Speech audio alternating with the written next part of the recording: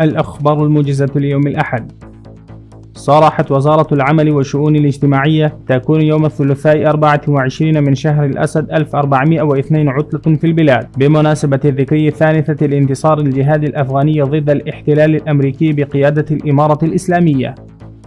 التقى مساعد الاقتصادي لرئاسة الوزراء الملا عبد الغني برادر بوزير التجارة التركي السيد عمر بولات، وناقش تطوير التجارة والاستثمار والربط الإقليمي والتعاون الاقتصادي في البلدين.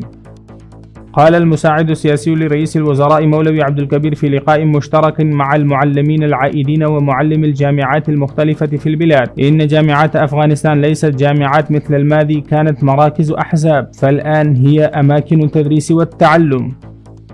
قال وزير الإعلام والثقافة الملا خير الله خيرخواه في لقاء الأساتذة العائدين إن واجب المعلم هو نقل الخير للآخرين وإعطاء وجهة نظر وألا يكون هدفه امتيازات مادية فقط. يقول أطباء مستشفى علي آباد كابول لقد أجروا لأول مرة العملية الجراحية لسرطان القولون التي لم يسبق لها مثيل في تاريخ البلاد.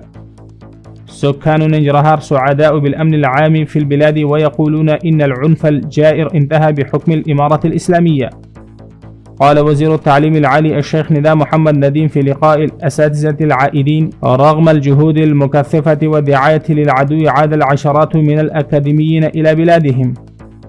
بدأت سلسلة التقارير الضريبية عبر الإنترنت للتجار والشركات في منطقة ميدان وردك.